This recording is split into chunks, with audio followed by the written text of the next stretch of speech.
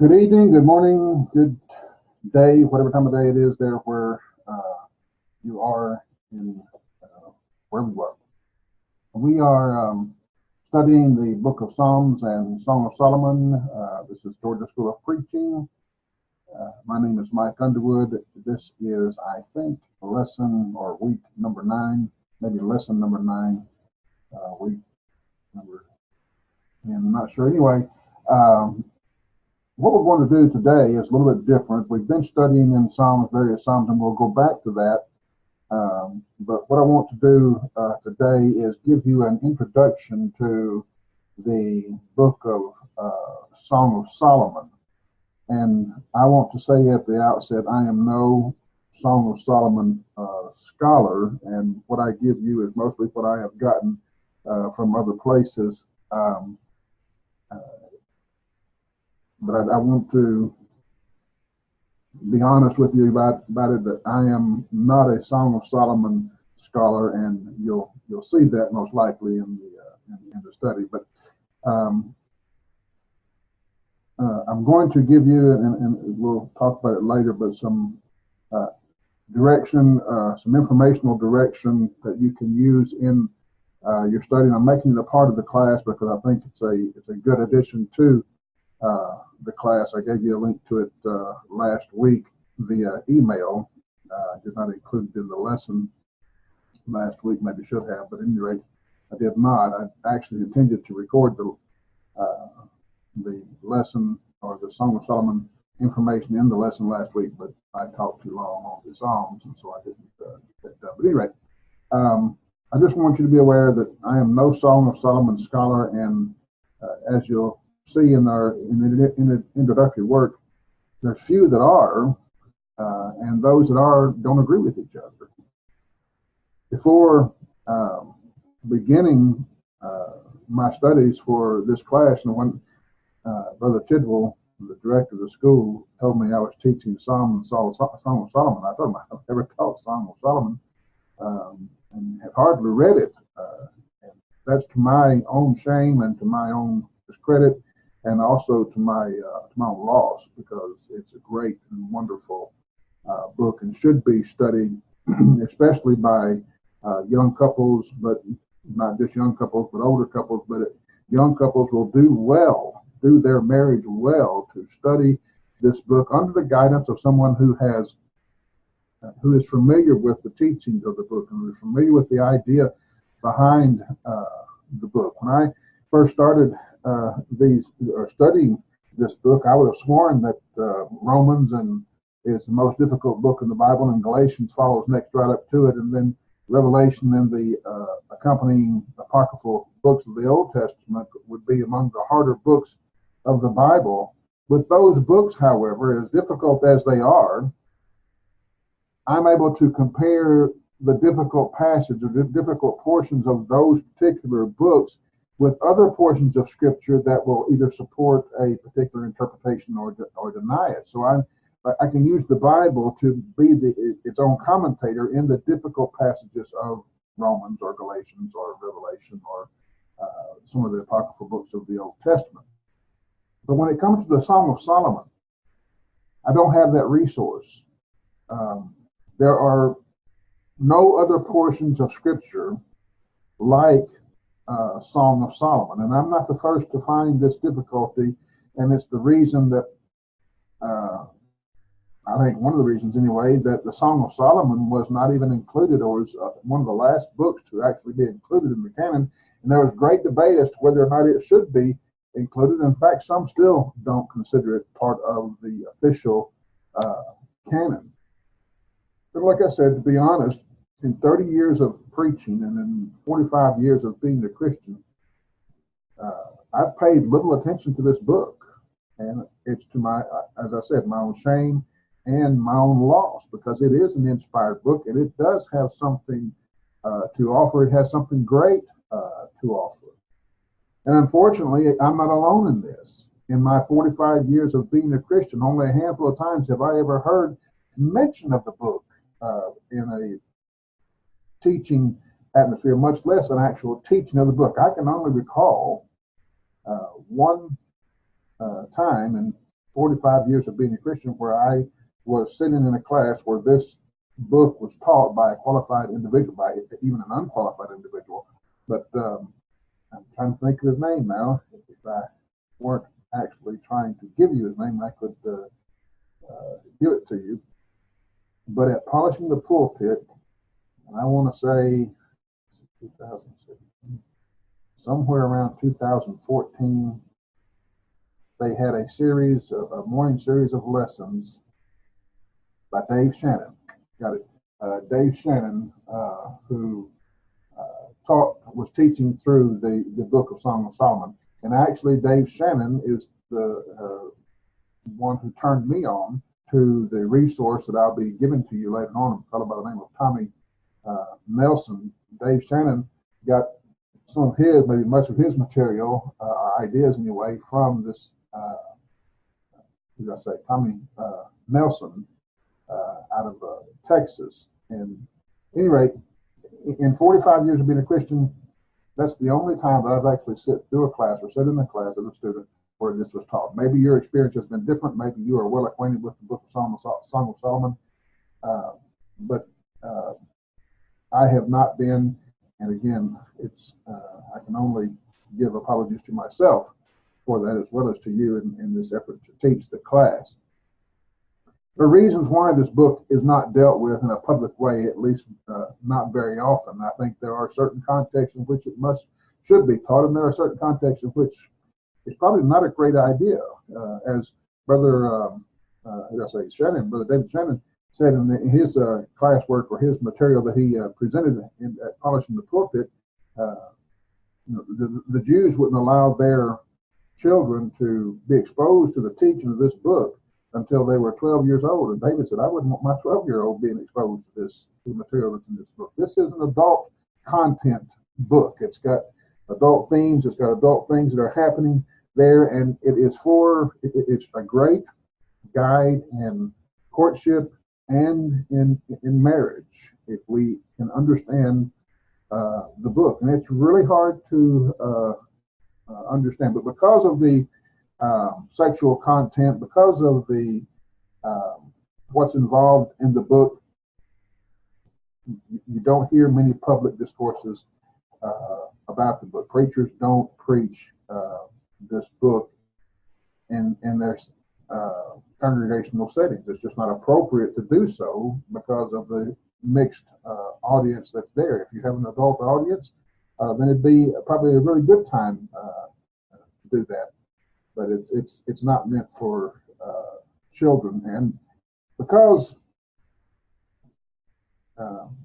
well, I'll speak of myself, being raised in a conservative background, both in doctrine and in lifestyle, it makes it really difficult to be able to present material on this book in a public way. I think Mr. Nelson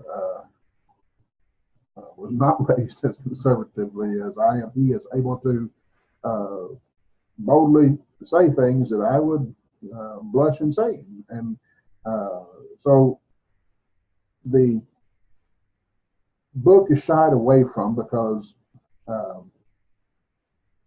many of those of conservative lifestyles and conservative doctrine, they think more in the lines of bedroom talk should be had in the bedroom. And this much of what is, or some of what is said here in the book of Song of Solomon is bedroom talk.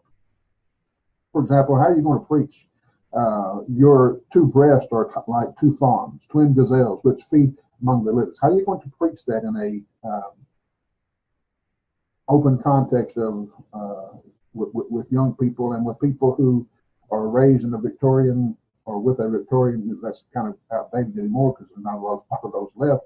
But it's really expressive material, and it's meant for those who are wanting to be married or know how to be married, and it's just not something little old ladies want to talk about in a public way. At least the little old ladies that I grew up with.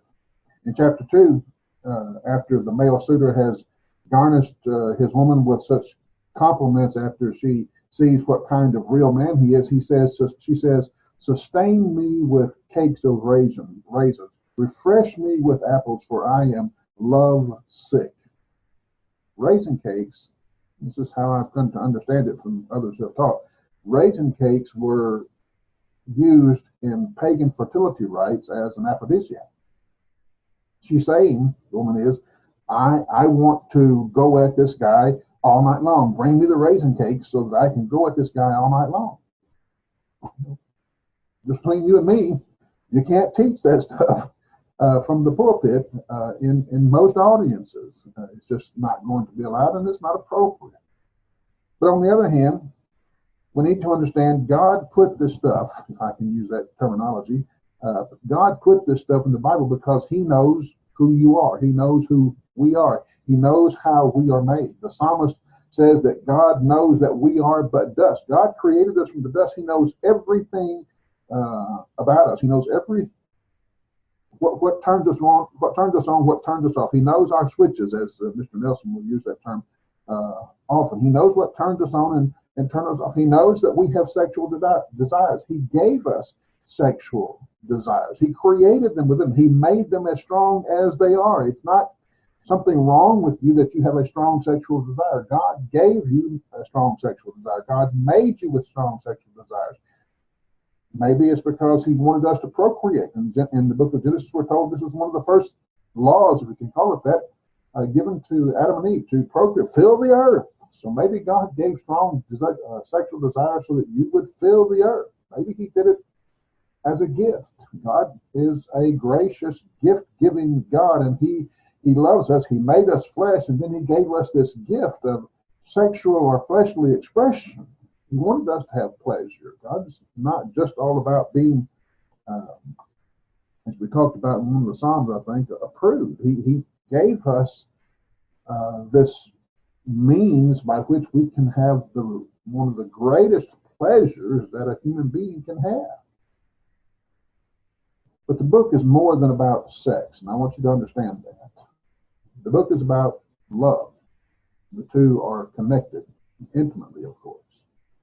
The book is God's marriage manual, and as with any message from God on a particular subject, if we would abide in this teaching, if we would let this teaching soak in and become a part of who we are, it's going to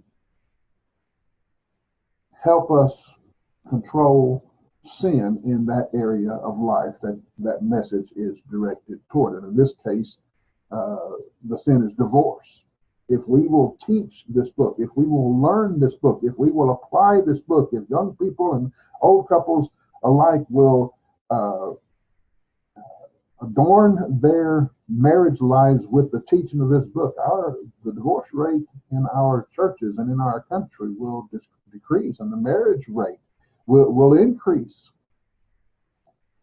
The conservative Victorian Puritan perspective that I grew up with, that I was surrounded with as I grew up, says if you have trouble with the bedroom stuff, well, I'm not likely to go talk to my preacher about that. And the result is, because we're not going to go talk to our mate about it, because that's the one we're having trouble with, and if we're not going to go talk to the preacher about it, or someone who can give us biblical guidance, the result is we don't do anything with it. And it begins to eat at and destroy our marriage.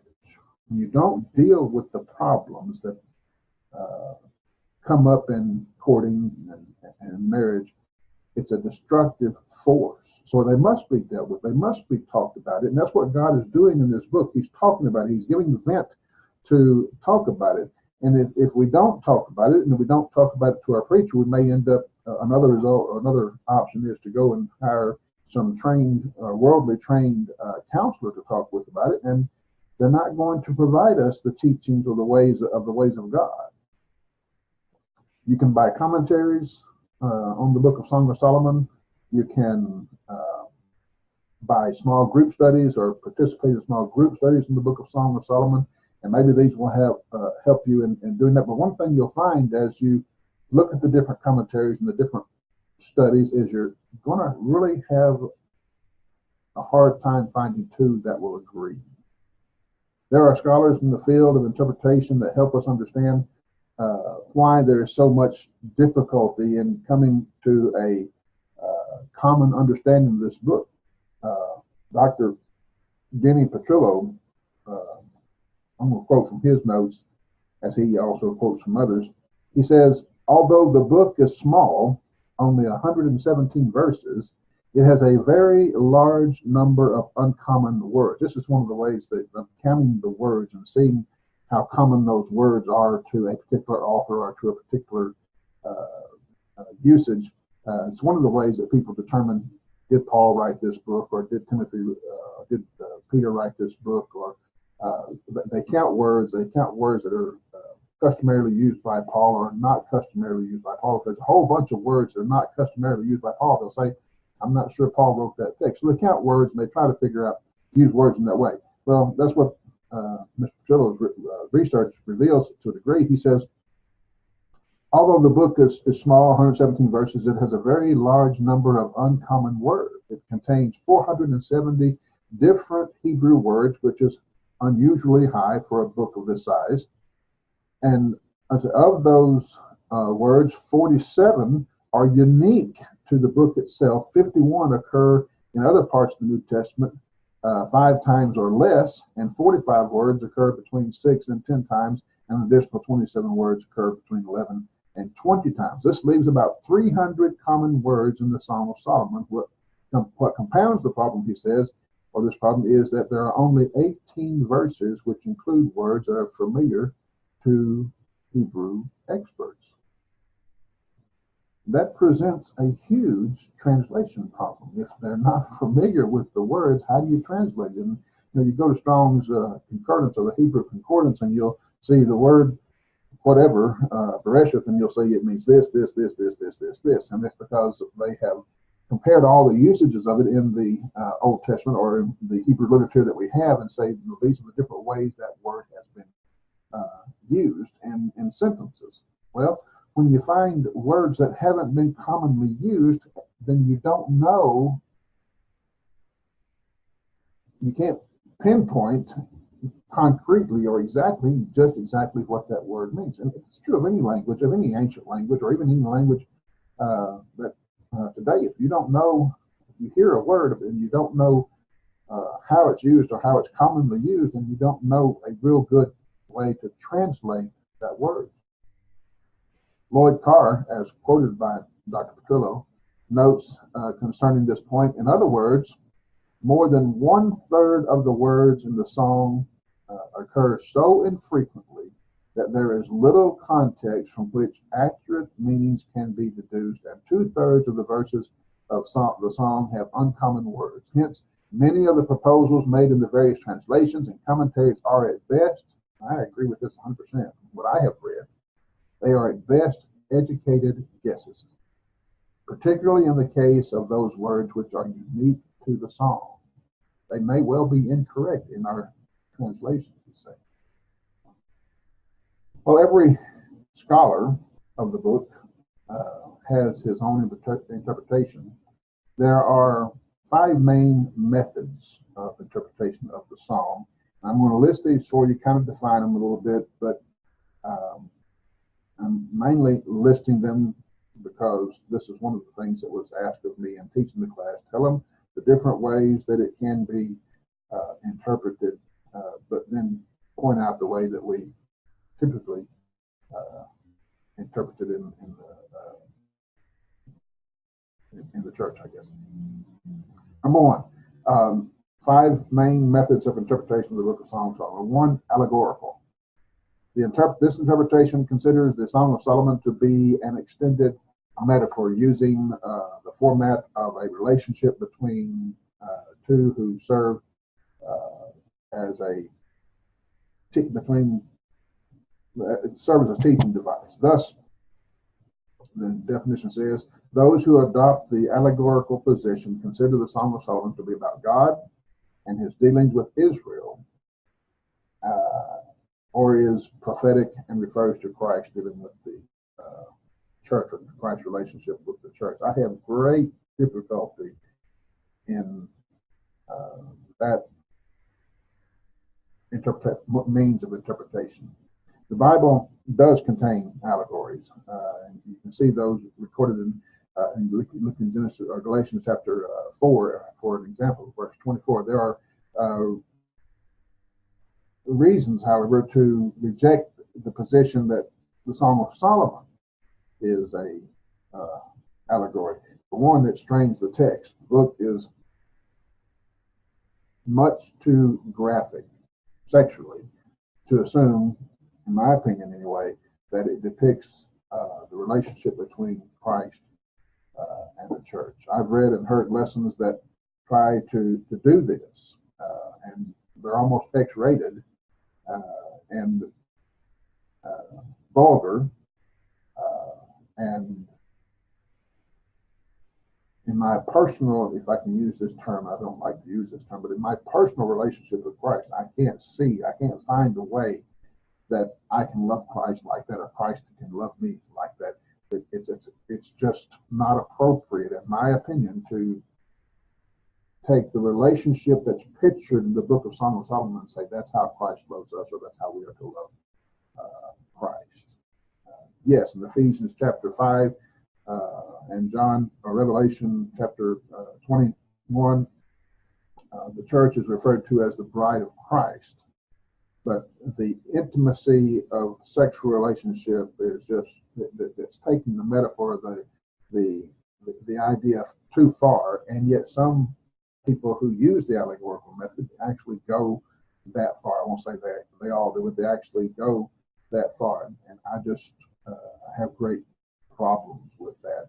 If you want to make it an allegory, that's the way that best works for you, then make that, but don't go to the point that some have done to make it all but a vulgarity. Another reason to reject the allegory method, according to Petrillo, is that it is alluded to nowhere in the New Testament. I like that idea. It's nowhere, the allegory in the New Testament and New Testament teaching about the church is nowhere, if it's an allegory, applied to the church by an inspired writer.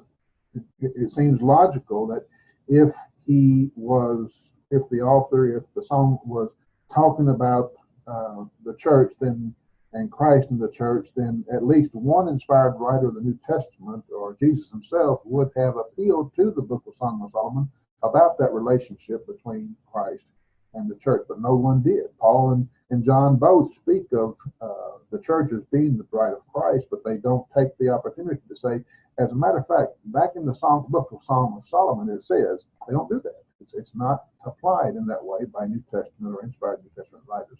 So I think we can reject out of hand, I can anyway, that it's an allegory, that's how we should approach the book.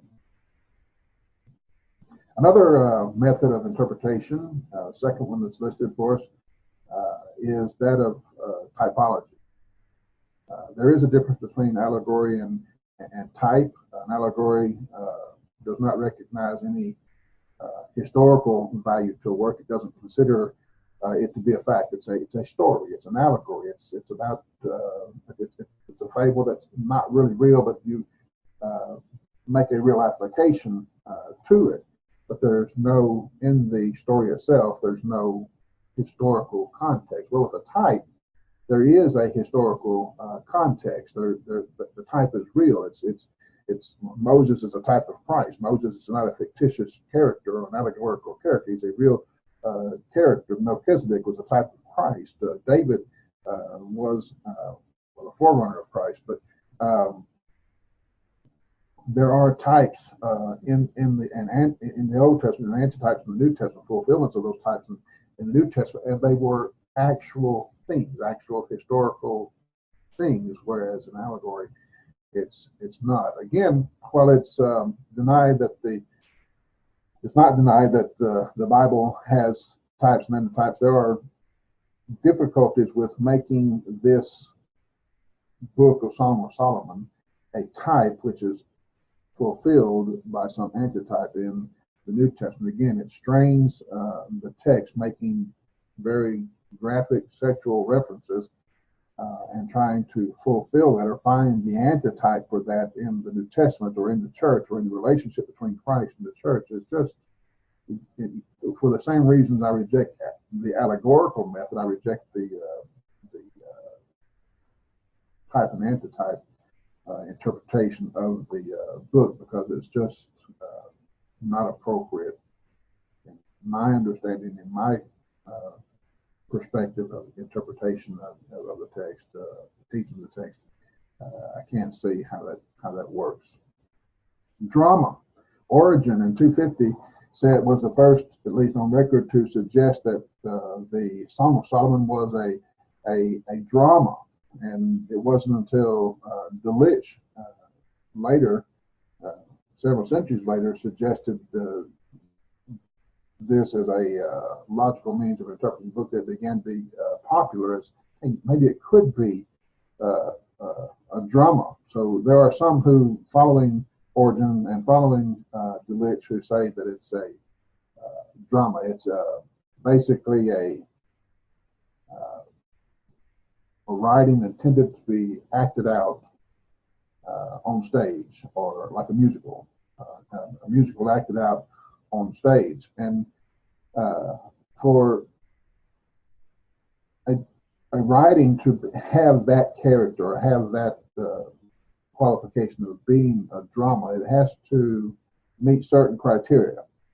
It has to have a definite beginning, middle, and end. It has to have a logical progression through the story. It needs to clearly develop its characters and provide information for the director, what the director should be, how he should be conducting this and choreographing that.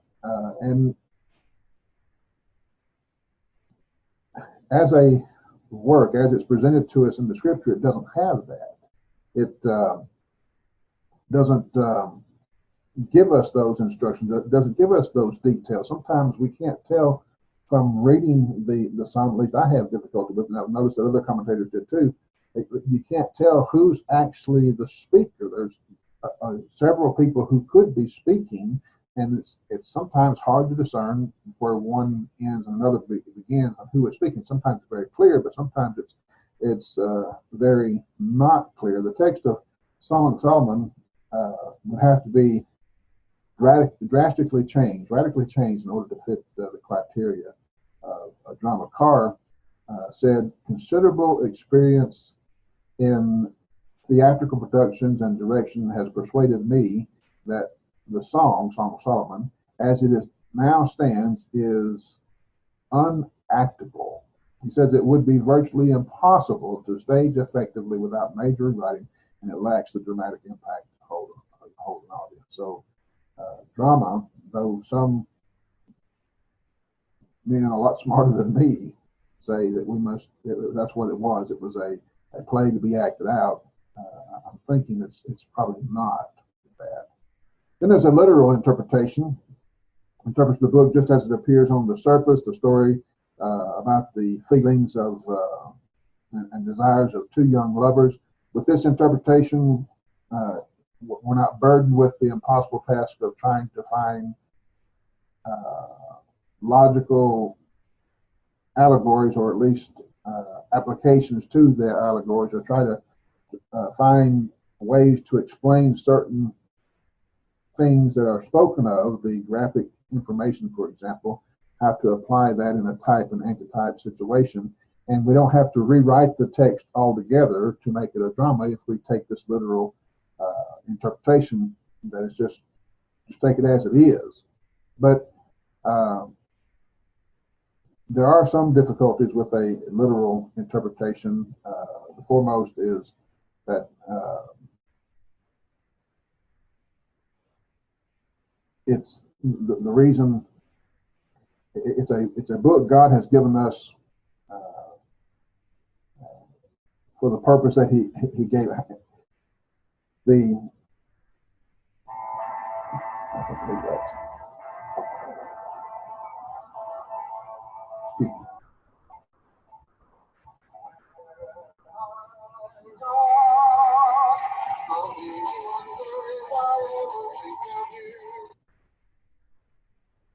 Sorry about that. I needed to take that call, but you're more important. It's as a literal book,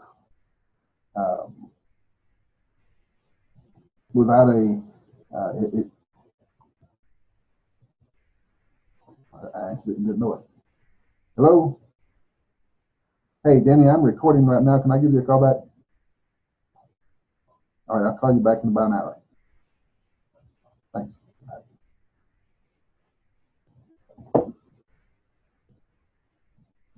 It's not the stupid phone, it's a stupid operator. I didn't know I answered the phone, sorry. So there's, what we say, allegory, type antitype, drama, literal. It has no, according to Petrillo, he says it has no reference to God or godliness or righteousness. So in that case, as a literal, if we take it just literally as it is, what use does it have in the canon is the idea behind rejecting that interpretation. So what Petrillo does, Dr. Petrillo does, he says it's not without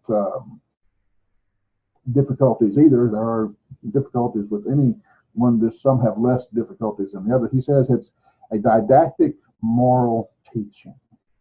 He says this interpretation is similar to the literal view, but the idea is that the book was written to teach certain moral principles. That's why it was read by the Jews at Passover. They wanted to teach something to it was read to women. They wanted to teach something to women at the Passover. It would be a means of teaching the husband how to be a husband and teaching a wife how to be a wife in spite of their individual imperfections. So the didactic method of interpretation gives us a use for the book, and so that's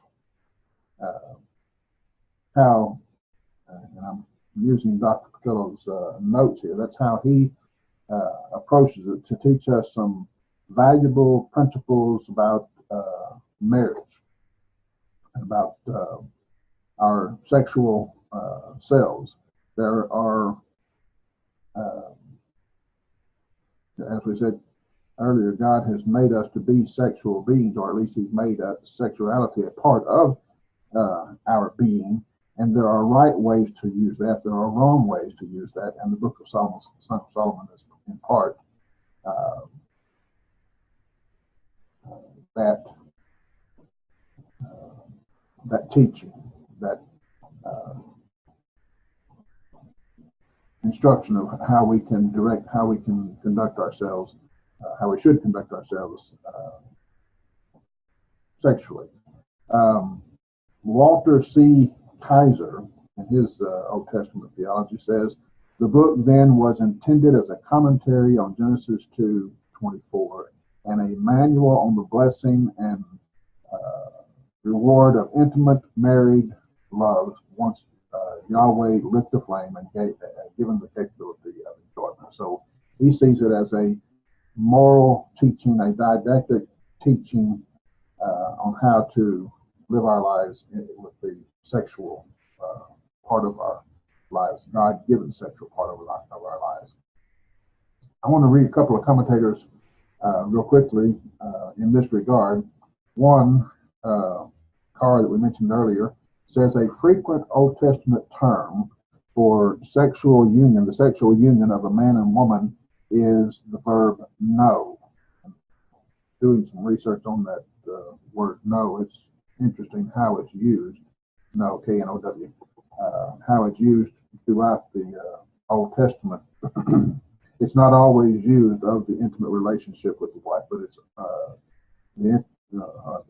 between humans, between man and wife, but it is always used. That relationship is always described with the word know. Anyway, getting off track. A frequent Old Testament term for the sexual union of a man and woman is the verb know, K-N-O-W. It's worthy of note that the most intimate knowledge of another person is not on the basis of intellectual exchange or the discussion of theological ideas, but the intimate sexual union of male and female. He says, in this light, it should not be considered obscene that at least one book of the Bible be dedicated to the celebration of one of the central realities of our creaturehood. The Song of Solomon, the song does celebrate the dignity and purity of human love. That is a fact that has not always been sufficiently stressed. The song, therefore, is didactic and moral in its purpose. It comes to us in this world of sin where lust and passion are on every hand, where fierce temptations assail us and try to turn us aside from the God-given standard of marriage. And it reminds us in particularly beautiful fashion how pure and noble true love is. Thomas Howard, in his book, Hallowed Be This House, where he finds, in his book, he shows different ways that in common parts of our life that we are to worship or serve God. He says the irony here, there's an irony here with also place. Here we are with all of our high notions of ourselves as intellectual and spiritual beings, and the most profound form of knowledge for us is the plain business of skin on skin. It's humiliating, he says. When two members of this godlike cerebral species approach the height of communication between themselves, what do? Think? Speculate? Meditate? No, they take off their clothes. Do they want to get their brains together? No. It is the most important, the most appalling of ironies. Their search for union takes them quite literally in a direction away from where their brains are. I don't know if we can be that clear about it, but the idea is God has given us a book about the communication between male and female and the strong sexual desire that's a part of that communication. It's not the only part, and I think we'll see that as we delve into the book, but it is a part of it, and it needs to be talked about. It needs to be given instruction. God has given us this gift, and we need to know how to use it. And to be honest with you, you can study this book to death and kill it by looking at all of its different forms of interpretation that might be given to it, by doing a word by word definition study as you go verse by verse. There's room for that as one is trying to be scholarly in his approach to the book, to understand how it's a part of the canon, how it fits in with the theology of God, how it fits in with the scheme of redemption, how it fits in with all that the Bible encompasses. That's important to do, but you can, in doing all that, delving into all that, you can lose the sense of the book. If I tell you, for example, and this is a struggle that I have with it, if I tell you that the author is Solomon, somebody tells me that the author is Solomon, I begin to think, this is a book about marriage. If that's what it is, if it's a marriage manual, how to be married to your spouse, and if marriage is between one man and one woman, how can this book be by Solomon? And one of the ways I answer that question is, how could Moses be the author of the Pentateuch? Moses was not a perfect man. Moses at one time tried to steal the glory away from God. Moses was not a perfect man, and yet God used him to write down the book. Did Elijah write a book? I don't know, but if he did, or even if as a prophet, how could God use Elijah as a prophet? He wasn't a perfect man. And the same is true about Solomon. If Solomon be the author, most people agree that it is. I'm not sure. I can't say. I'm not scholarly in that way. My automatic inclination, because of this very thought that we're talking about, is it's not Solomon. It can't be Solomon. How could it be Solomon? Because it's just so against what Solomon did. I have trouble with the book of Ecclesiastes for the same reason, not the book itself, but the authorship or the penmanship of the book. Solomon, to me, does not come off the pages of Scripture as a good guy. He did some good things in the beginning. He did one great thing that I know of, and that is he asked God for wisdom on how to rule the country. God gave him the wisdom. God gave him great honor and wealth as well, and he foolishly used all of it. Solomon doesn't come off with a great picture. We're not here to talk about Solomon, other than the fact that many people believe that he is the author of the book of Song of Solomon. And if you get into that argument and try to prove or disprove Solomon's authorship here, you're getting away from the message of the book. You lose sight of what the book is trying to teach. So my thought here is, at least from my abilities, to go through a verse by verse, word by word study like we do in the Psalms and like I do in some of the other classes that I teach.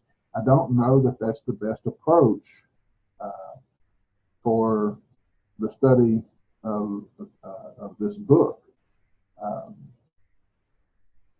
As we looked at Psalms, and we didn't study Proverbs, but we gave some of the idea behind the writing of the Proverbs because it's Hebrew poetry.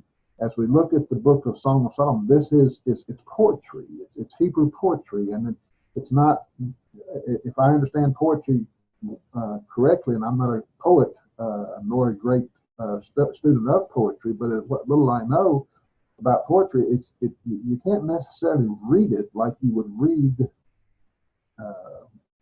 Mark Twain's books, or like you would read a novel, or even the book of Galatians or the book of Romans. It's read and interpreted differently. It has its parallelisms in it. It has various other means of communication in it. If you tell your wife that she looks like a horse, not going to go well for you. I can just about promise you that if you tell her that she looks like an Egyptian horse, it's just not going to go well for you. But that's what Solomon, or at least one of the characters in the book, does about his lover. He says that she's as beautiful as the Egyptian horse that pulls Pharaoh's chariots, and she herself we'll talk about that as we get into the psalm. But there are some things about the book that just make it difficult. So I said all that to say that, in my opinion, my unstudied opinion, and I've already told you it's an unstudied opinion, the best way to study the book is not from a theologian's or preacher's perspective, but from that of a marriage counselor who is familiar with the Word of God, who's familiar with the ways of God, and will teach you from the book of Solomon the ways of God as concerns sex, as concerns marriage, because that's what the book is about. The book is about, I think, in my opinion, the book is about marriage. It's God teaching us how to use this gift of marriage and gift of sexuality and the things that surround it in our lives. God gave us this gift. He expects us to use it in good and godly way. So, with that being said, I want to, at this point, play a recording of Mr. Nelson, Tommy Nelson. I'll be sending you, if you're a registered student at the Georgia School of Preaching, I'll send you the link via email. I sent it to you last week, but I didn't send you the recording, or put the recording on the video last week. So I'm going to do that this week. I want you to make it a part of the class. If you want to go to the link rather than to listen to it on this video, then do that. You have the link there with which to do it. If you're not a registered student, you can go to DBC Media, DBCmedia.org, and find the recording there. The recording that I'm about to play is the second in the series of recordings that Mr. Nelson did. And I sent, like I said, the first recording, the link to the first recording last week. And I want to, as I told you last week in the email, I want you to understand, I don't agree with everything Mr. Nelson teaches in a broad brush of all that he does in his religious life as a preacher or teacher. I most certainly don't agree with some of the doctrinal positions that he holds or teaches elsewhere on the site that you'll go to if you go to the site looking for this particular recording. But I do think that he does overall a good job of giving the idea of the Song of Solomon, the text of the Song of Solomon. He doesn't go verse by verse. He does follow the chapter and verse alignment of the text, but he doesn't read a verse and say this, and read a verse and say this, and read a verse and say that. He gives us the idea behind the text, the context behind the text, and I think this is probably a good way of studying the book of the Song of Solomon. If you're looking for a scholarly approach to the book of Song of Solomon, you're not going to find it here. That's not its purpose. That's not Mr. Nelson's purpose, as I understand it. He's trying to teach us God's way of marriage, God's way of handling this thing we call sexuality, and he uses the book of Song of Solomon for that purpose, and I think that's the purpose that's behind the book of Song of Solomon. As I said earlier, I think you'll have trouble or difficulty finding two commentaries or two scholars or two teachers or preachers who are going to agree on all the details of this book. And I don't agree with everything Mr. Nelson says. I don't agree with all the ways that he says it. Sometimes he offends my sense of morality in the way that he talks from the pulpit. But overall, I want to say I do recommend this series of lessons as a means of marriage counseling. And all of us need marriage counseling. Some of us say, I don't need marriage counseling to come into trouble. No, that's not true. You need marriage counseling before you get married. And this book, or this series of recordings that Mr. Nelson does, I think is appropriate for that purpose. To say that it's appropriate for the purpose of the school here, I don't know if this is exactly what the school is looking for. But because I have no scholarly, as yet, no scholarly offerings to give you, because I'm not a student, have not been a student of the book myself, I'm going to present it in this way and make this a part of your schooling. And if you want to continue on in a different means for the study of the book of Song of Solomon, I encourage you to do that. Mr. Nelson has updated his material. To be fair to him, he has updated his material, and you can get it through some electronic means today from his website, most likely. I think you can get it from Amazon. I saw it several weeks ago that was available, and you can purchase it. And I think, don't quote me on this, but I think you can purchase it for about $75 from Amazon. And the same thing from him. Don't know that. The information I'm giving you here is free on the internet. You can go to his website and get it. So I want to give appropriate credit to him. This is not me, my teaching. This is Mr. Nelson's work that he has done. And I direct you to his site to get it. I'm just putting it here on this video for convenience sake. But if you go to, what did I say? dbcmedia.org, you can somewhere on that website find access to these recordings. And if you're a registered student, I'll be sending you an email with that link, precise link, the exact link place on the website where it can be found. But I just wanted to cover the basis of copywriting. I don't want to plagiarize this material. Don't want to use it without permission because it's on the website or on the web. I think we have permission to use it. That's my understanding anyway. I'm not stealing his material. I'm just providing you access to what he has already provided you access to. So with that said, I'm going to turn on the recording and let you listen to it.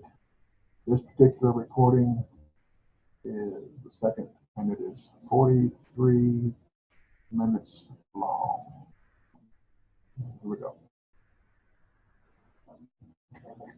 This week, how do you date? Does the Bible have anything to say about dating? It sure does. How many single people do we have? Raise your hand. Oh dear. Well, we've got some things for you this morning. How do you date? And how do you romance your wives? I don't want to see any of you men going down the text checking it off. Doing great there, doing great there. We're going to deal with the male of the species this morning. No body checking, no elbows. Let's see how to date. You ready? If you are not a vulnerable man, if you are a guy sitting out there with hide on you, we're going to get all on you. We're going to run a combine over you this morning in the Song of Solomon. Here's the way you date. Verse 8. Listen, chapter 2, verse 8. My beloved, behold, he's coming, climbing on the mountains, leaping on the hills. My beloved is like a gazelle or a young stag. We would call that just a stud. All right, that's what she calls him. He's just a stud. Behold, he's standing behind the wall, looking through the windows, peering through the lattice. He's getting closer to the house. My beloved responded and said to me, arise, my darling, my beautiful one. Come along. The winter is past. The rain is over and gone. Flowers have appeared in the land. Time has arrived for pruning the vines. The voice of the turtle dove has been heard in our land. The fig tree has ripened. Vines and blossom have given forth fragrance. Let me ask you, this is the period of the year. What period is this that he sees as his love? Spring. Because that's what love is. It is, remember, can you still remember? It is springtime. It is life. It's exciting. And he goes to get this woman, and he is just so pumped up. He's in his 57 chariot, and he's getting over there as fast as he can. He slides up. You know, when I was at North Texas, we always could tell when Friday night came because we had these two Sigma News that lived right down the hall from me. Two athletes of both Sigma News. And on Friday night at about 6 o'clock, they would head off for their dates. And they would take their stereos and turn it up as loud as they could. And they would put on the William Tell Overture. Dun-dun, dun-dun, dun-dun, dun-dun, dun-dun. And you would hear the Lone Ranger thundering throughout the dorm.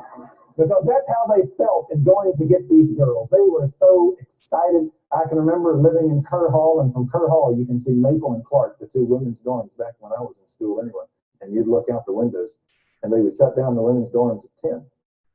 And so there would be a lot of guys going over to get that last hug and that last kiss from their girlfriends. And you literally could see these guys in a dead sprint at about 9:50.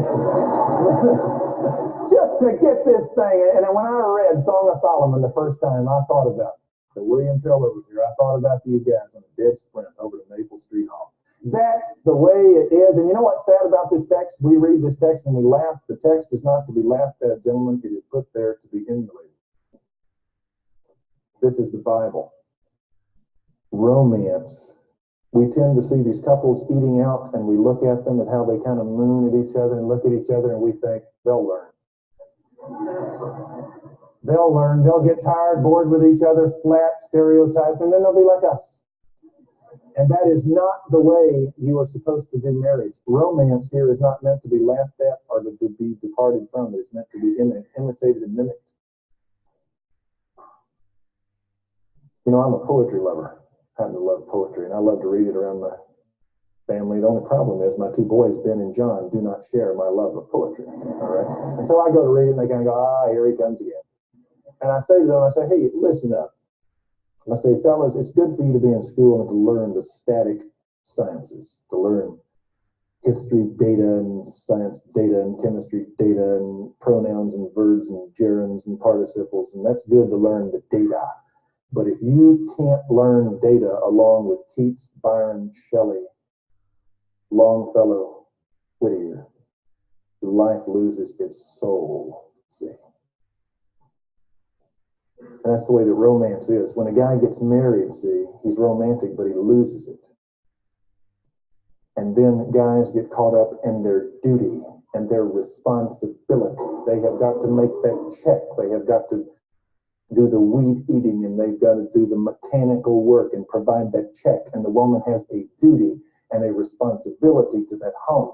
And pretty soon you don't get lovers. They lose their creativity under responsibility and duties. And you have a maid and a gardener sharing a bedroom and a bath. And that is not exciting, because marriage will kill romance.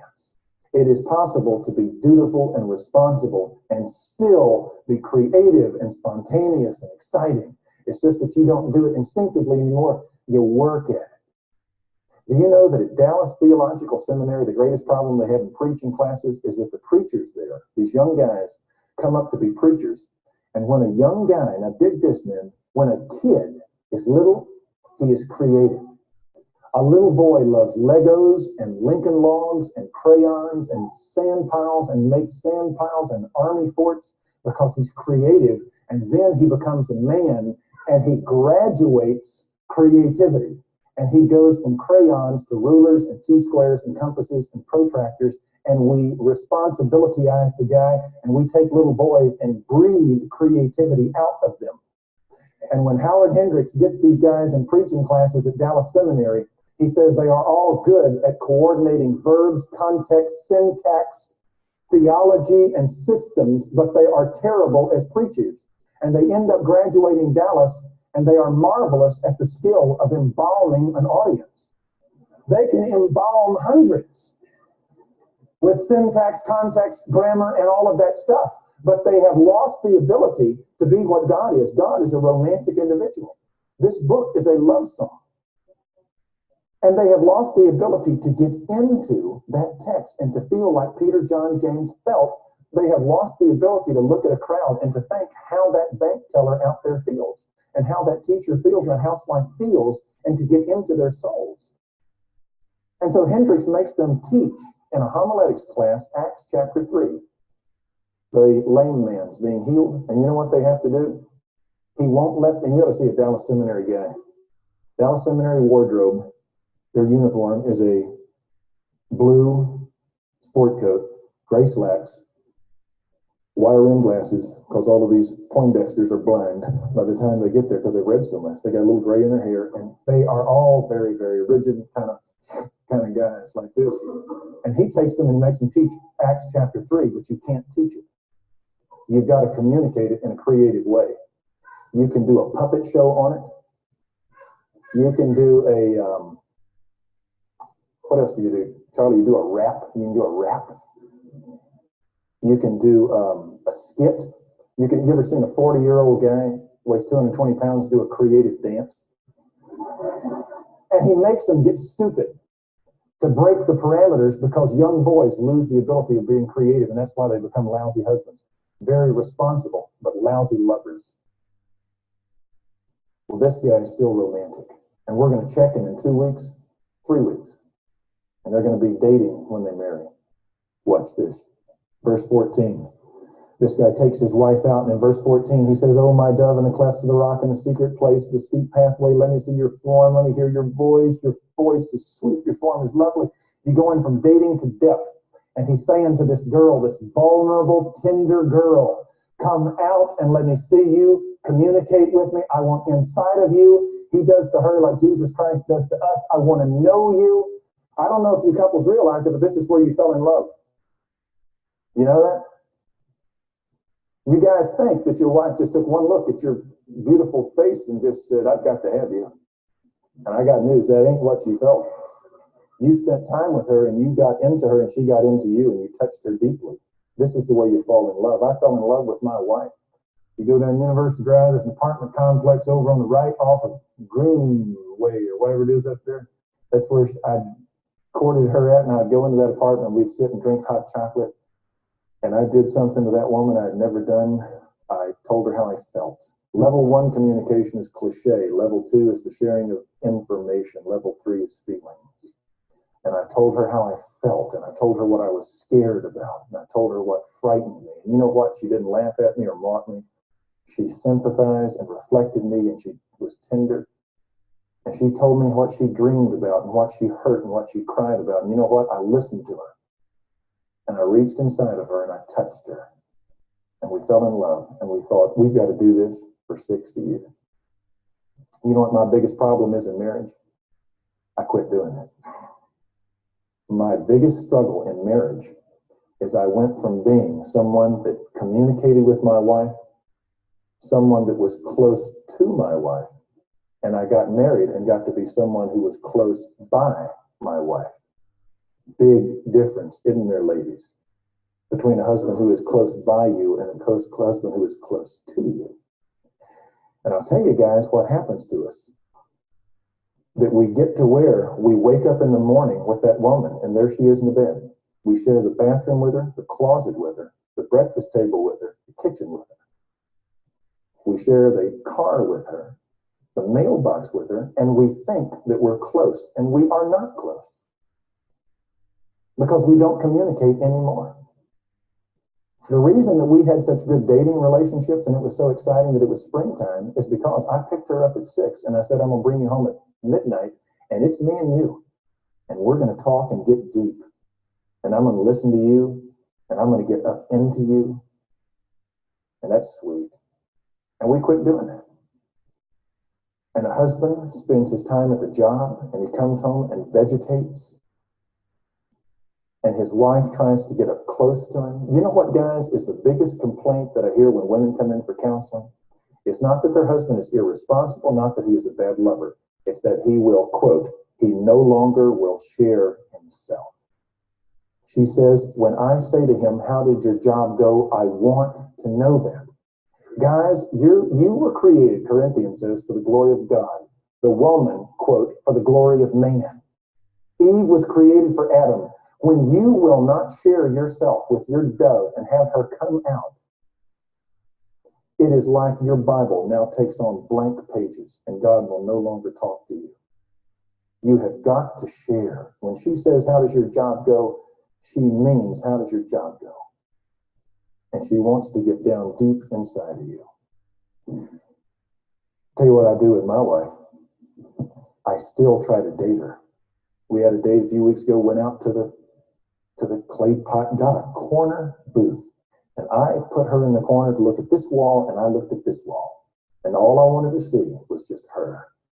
And I just talked to her. And I get down into her. I still go get soft ice cream cone. We just head off to a Dairy Queen. Get in the car and we head off. And we'll go someplace, get an ice cream cone. And we'll just talk. And you know what I found? In my marriage, I happen to be the initiator. What I do is questions. And I have found that this woman is still as exciting as when she was 23 and I met her. She's still that exciting. I ask her questions and get down in that. She's really fun. I'm driving around last week and I said, you're in high school 66 to 68, right? Right. What was your favorite group? I don't know. Come on. What was your favorite group? Chicago. What was your favorite song? Oh, I don't know. Sure you do. How did it go? Well, kind of like this. I said, hey, I like that song too. And we get to talking, laughing about that. And I said, did you dance? She said, I was Baptist. You know I didn't. I said, don't give me that. I know Baptist, you did too, dance. Did you go to parties after the game? Oh, yeah. Did you dance? Come on. Yeah, you did. I knew it. And I said to her, how'd you dance?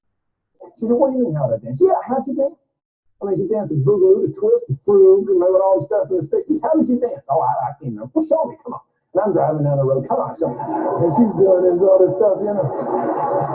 And I got her dancing in the seat over here. I said, you was a cheerleader. I knew she was a cheerleader. What was your favorite cheer? I don't remember. Sure you remember. What, 2 bits, 4 bits? What was it? How'd you do it? I always spelled out Wildcat. Well, how'd you do it? Show me how you spelled out Wildcat. And we get to having more fun. I sit at the breakfast table. Is she in this service? Good. I'll tell you what I said. Now, we tape this service, so don't.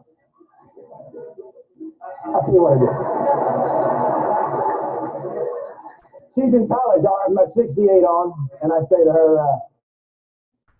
68, do you have any bell bottoms? We're at the breakfast table, all right? Oh, yeah, I think I did. Do you have any hip huggers? Oh, I don't know. Yeah, dude, come on. Did you have any hip? Yeah, I guess I did. Do you have any hot pants? Y'all remember those? Some of you ain't got a clue. All right. Some of you are going, yeah, I remember those. She says, Tom, eh? I said, come on now, dude. Well, maybe I do. Oh, don't give me that. Yeah, I had a pair. What color? I don't know. Yeah, you do. What color? Did you tell your daddy? No, I didn't tell my daddy. And we have more fun sitting at a breakfast table, driving in a car. And you know what? I thought, guys, I knew my wife. And you think you know your wife. You don't know your wife. You don't know your wife, and she doesn't know you. And what's fun is I find that this woman is just as fun and as scintillating if I'll spend time and dig down inside her. You go from dating to depth. You guys still date your wife? You still spend time with your wife? I don't mean going through the drive-thru. I mean going to a place and talking. I don't mean taking them to the Ranger game, all right? I mean going to a place and digging down there. Listen, one of the worst things about our culture is television, radios, stereos. Because it teaches you to listen, teaches you to look, but it doesn't teach you to talk. And that's why we turn out these vegetables, these emotional spuds in marriage. Can't talk anymore. Just kind of look, boop, boop, turn the channel. Spuds that can't talk. Verse 15, what happens when your dating goes to depth? You have, verse 15, danger. Because you married flawed material. You married damaged goods, sinners. And verse 15, catch the little foxes for us, the little foxes that are ruining the vineyards while they are in blossom. The springtime of their love is going to get cut short. You know why? Little foxes in the vineyards. You know what foxes do in vineyards? You get a little flower, and it forms a flower that forms a bud, and it breaks off, and then you get a grape. If you get a fox in the vineyard, they eat those little sweet buds before they turn into ripe grapes. You ever get foxes in your vineyards that does not allow your love to ripen? There's a lot of you out there that your love has never ripened because you got foxes in your vineyards, and like this couple, you did not have an us and an our mentality of a commitment to your marriage. I remember taking Teresa out on a date. In our relationship, she happens to be the one who is great with directions. You can put her any place. She knows north, east, south, and west. You give her something to put together, some bicycle. She doesn't read the directions. She just throws it out and puts it together. She's very mechanical. She has a great sense of where she is. Not me. So we're driving on one of our early dates, and I was away in Dallas, and I'm trying to get back to the house. You know, I see this water tower. I say it must be Louisville, and I head for it.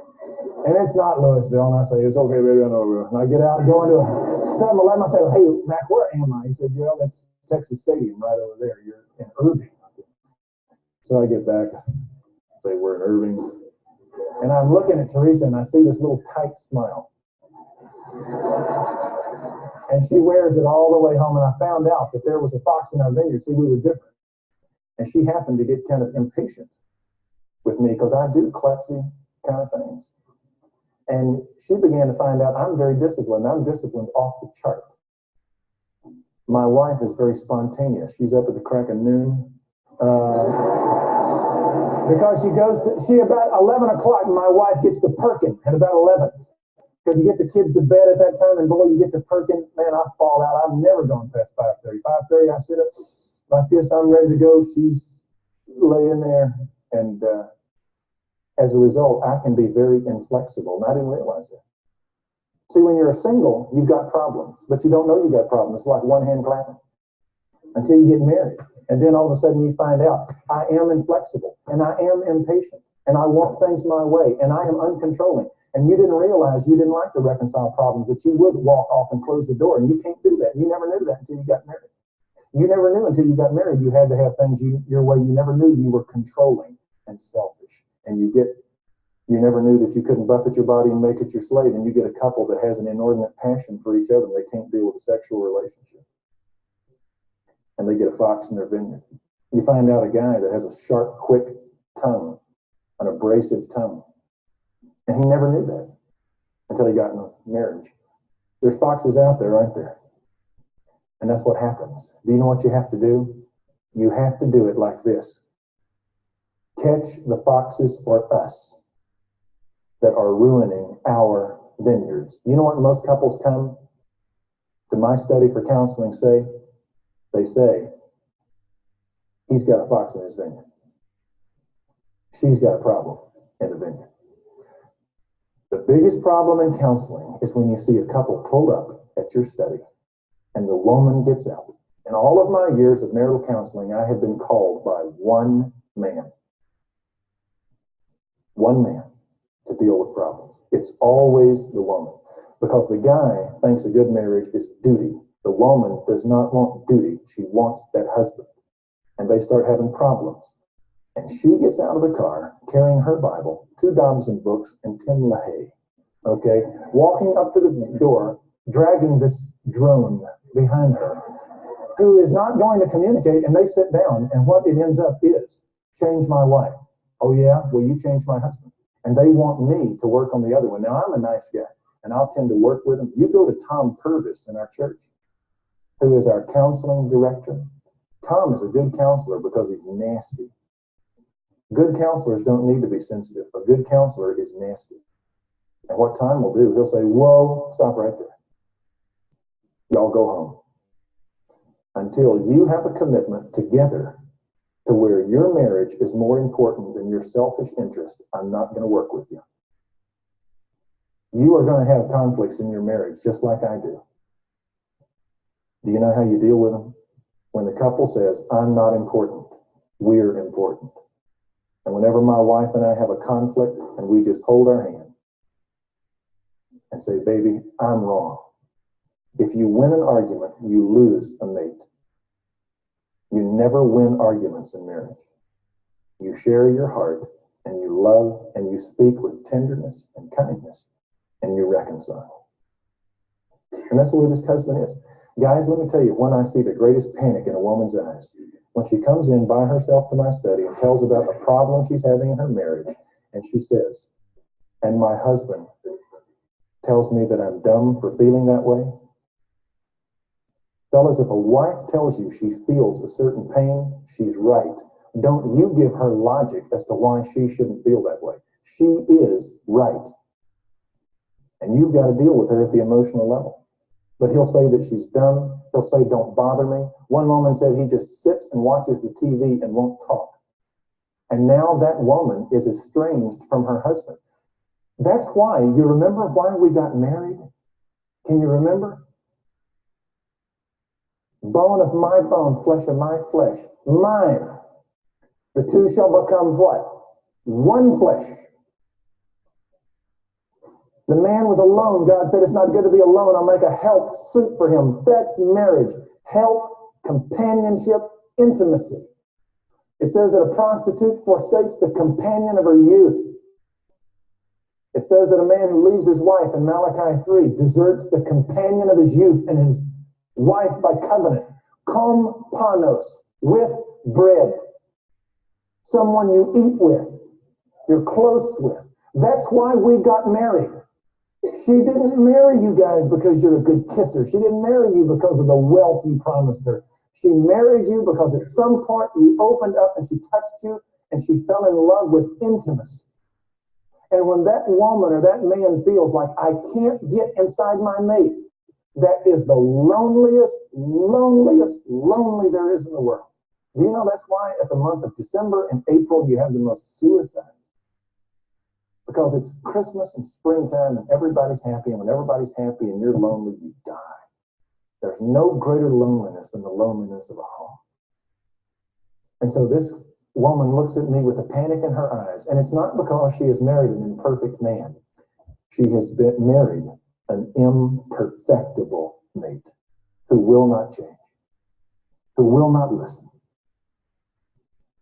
Boy, when's the last time that you as a couple just got away and got with each other and just loved each other and talked deeply and began the habit of sitting at a breakfast table? You know what I love the deepest, most tenderest time with my wife? It's whenever I can sit with her at a breakfast table, sit around the table with her, and I got a cup of coffee and she's got a cup of coffee. And I can just reach across the table and where you just you ever do that where you just lightly touch? You're not holding each other. You just lightly touching. And we're just sharing what we feel. Or whenever she'll come into my study, and, you know, it's kind of funny because I work out of my home. And so she has full right to interrupt me whenever I want to. And it's tough because I go from being a preacher to a husband a lot. As soon as she walks in the door, I have to change. And when she walks in the door, and sometimes Teresa will come and just sit right there.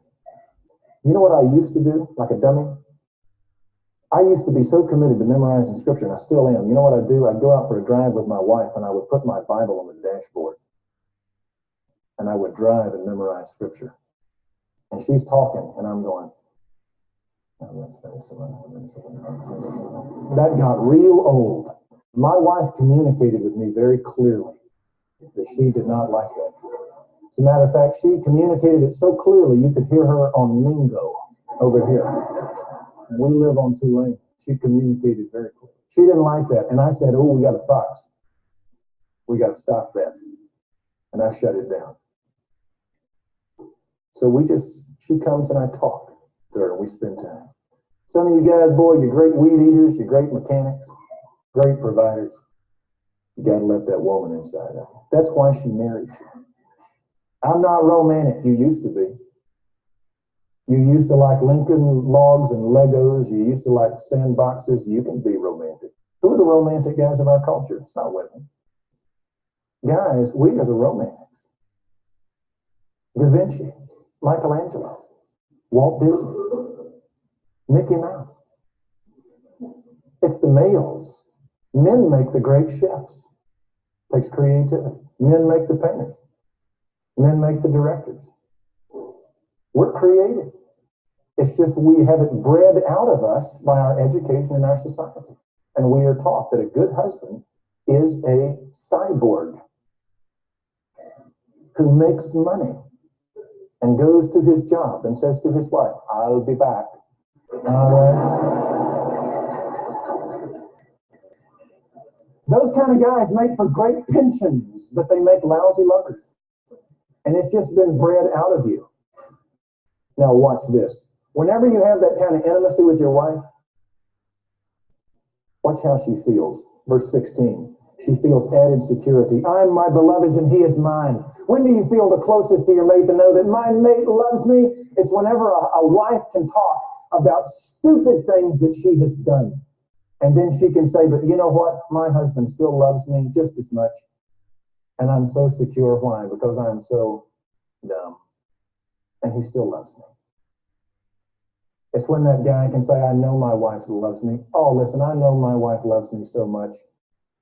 There's no woman who could have lived with me. And she was so tender. I know she's committed to me. When do we feel the closest to Christ? Whenever we sinned. That's a good thing about conflicts. It brings you close if you do it right. You not only get added security, he says you get a deeper respect. She said he pastures his flock among the lilies. She sees him like a shepherd king. And that's why she just says he's a shepherd among the lilies. He's so kind and he's so gentle. That's when I feel the closest to my wife. I tell you what, it's whenever I tell stories about how we have conflicted. And then I see her. I'll tell you the way we get sometimes. Whenever my wife and I have a conflict, whenever we run head to head, it will a lot of times bring an initial separation. God let us go through one of these deals on Monday because I had to teach it on Sunday. And he always does this to me. So on Monday, we had a conflict over child rearing.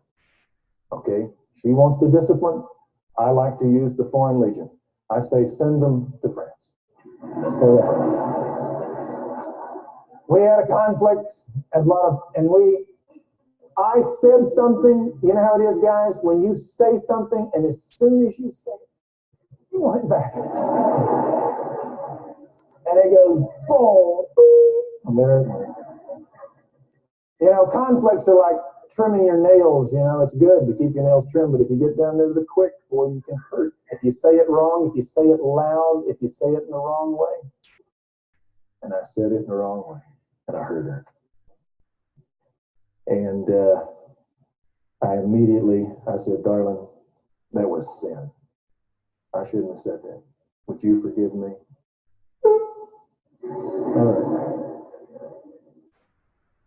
So even though we had reconciled, there was that tension. You know how it is. Even though you reconcile, you can have an intimacy gap. And I guess we went through about an hour and a half. And then it was funny. This always so often happens. I'm walking in the kitchen, coming back through the kitchen, and here she is. She's walking. And I just saw her there, and it was like a magnet. She just came. You ever heard that statement about fighting is fun because making up is great? That's biblical. It's biblical. That's the good thing about conflicts, is it brings a deeper love. And whenever I tell stories about fighting stories like every couple has, that's when I feel the most intimate toward Teresa, because I know that I have security and respect, because we've hurt each other. Watch this, though. Verse 17. I love this. There's something else you feel. She says, a new line here, a new statement, until the cool of the day when the shadows flee away. That's morning time. When it's cool and the darkness is gone, the sun comes up. Okay? She says, until morning, turn, my beloved, and be like a gazelle or a young stag on the mountains of Bether. If you look in the geography of Israel, you will not find anything called the mountains of Bether. It's only mentioned one time in the Bible. It's because there's no place called the mountain of Bether. You know what the mountain of Bether is? Bathar in Hebrew means to cut. The mountains of Bathar are the mountains of separation. Now, what does this mean? She feels intimacy and love, and then she turns to her husband and says, young stud, come to the twin mountains all night long. What does that mean? You're thinking, that doesn't mean, oh yeah. That's just what it means.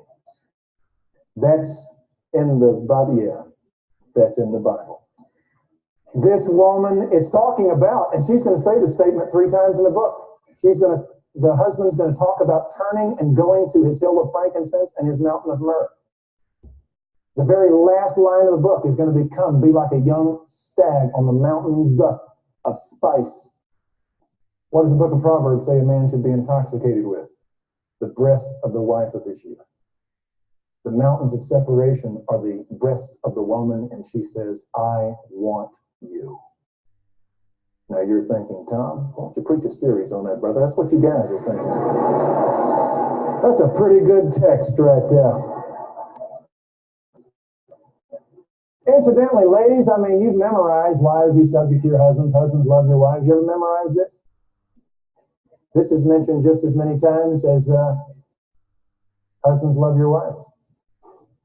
You want to be fundamental? I dare you. You know why this is a great book? Because it pictures sexual desire like God sees it. It is not a dirty thing. It is a wonderful thing, blessed thing, holy thing, joyous thing. But it has to have wisdom. Just like a fireplace can give warmth and light and joy. But if you don't put a steel grating by it, what happens? You'll burn down the thing you love the most, your home. That's what sex will do. Sexual relationship is put there by God. The switches are there by God, and it is wonderful. But if you don't have the grating of wisdom, man, it'll tear your life up. That's why I love to teach these books. People think that God really didn't create sex. He's not sure what it is, and he doesn't like it. They used to tell girls in England, when they would have sex with their husbands, they would say, lay there and think of the Queen.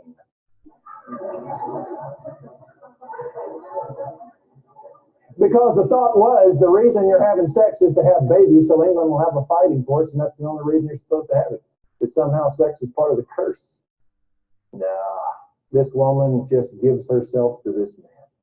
So you guys are thinking, that's pretty nice. How do you do this? I'll tell you how you do it. Number 1, you take your wife out. Number 2, you be tender with her. You be sensitive with her. You share your heart. You be forgiving. You have as big a commitment to your relationship as she does. And you know what? you're going to find out she has respect, security, and desire for you. The greatest sex organ in a woman is her mind. And when she meets a tender mate, she wants to give herself. I told you about the book the guy wrote. 38 years as an agnostic counselor. And he wrote a book on marriage counseling, and he entitled it, Passive Men, Wild Women. You know why I wrote the book? Because he found that the reason women are angry in their marriages is because of the passivity of their husbands. Because a job gets their time, energy, wisdom, creativity, humor, and wardrobe, but their house gets nothing. And she thinks he made a vow to me. Why isn't he funny with me? Why isn't he spontaneous with me? Why isn't he creative with me and tender with me? And it makes women mad to be married to these drones, these worker bees, when they want to be married to a man. And sometimes it takes some wisdom how to do it. Now watch this, guys. 3:1. On my bed night after night, I sought him whom my soul loves. And I sought him, but I didn't find him.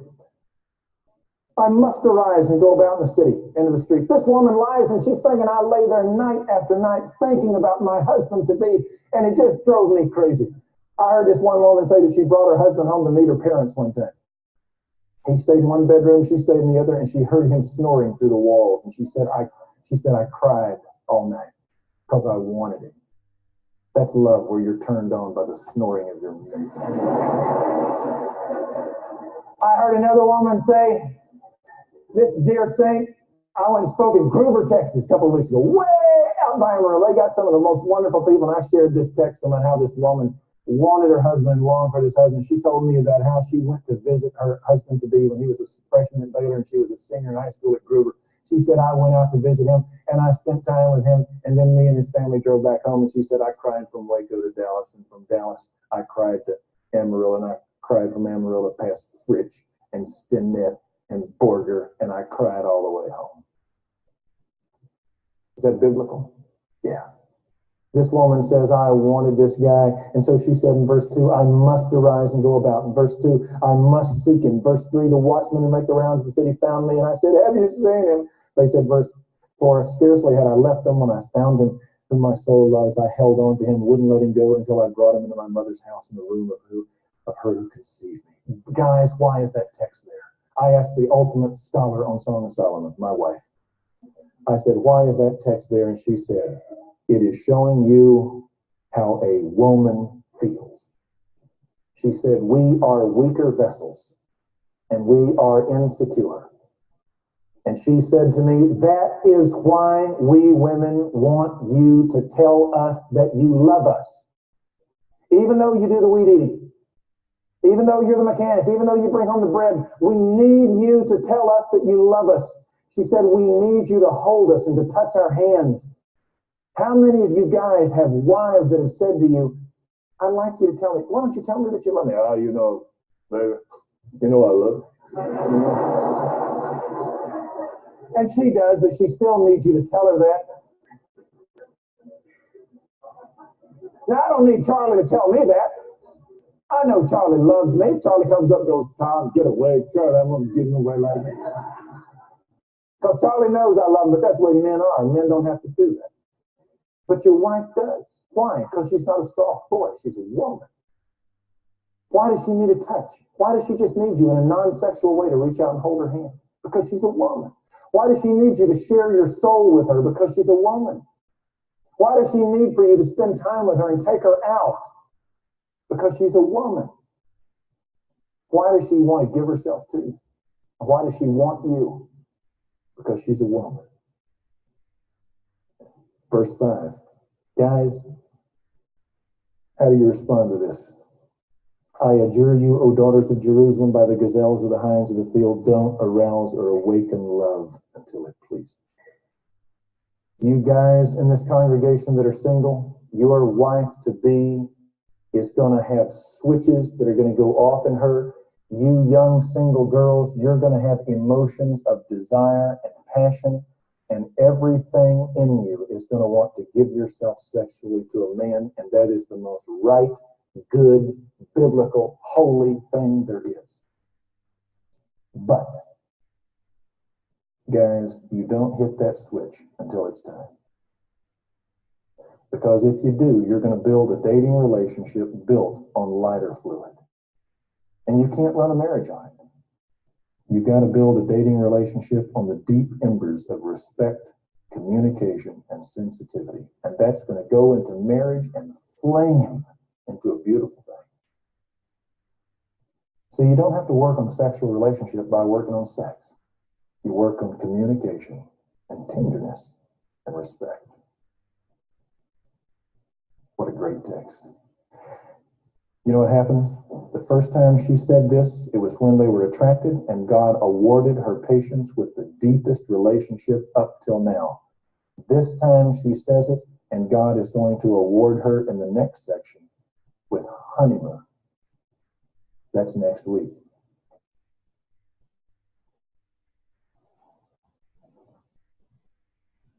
Okay. Hope that was helpful to you. I know I enjoyed listening to it. There's some things about it, again, that not my favorite, but I want to encourage you as a student, Luke, since you're the only one out there, do this with your wife.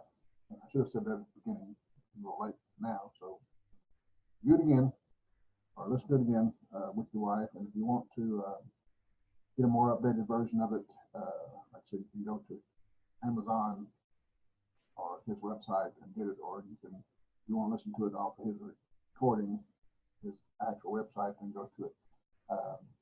But hopefully that's helpful in your study and your thoughts about the Song of Solomon. Couple it with last week's lesson, and I'll put another one up next week. You can do it on your own, but I'm going to include it with the lesson next week. I'll go back to teaching the Psalms next week, but in addition to the particular Psalms I'm looking at, I'll add this recording, or the third recording in this series. Have a good week. Thanks. Bye.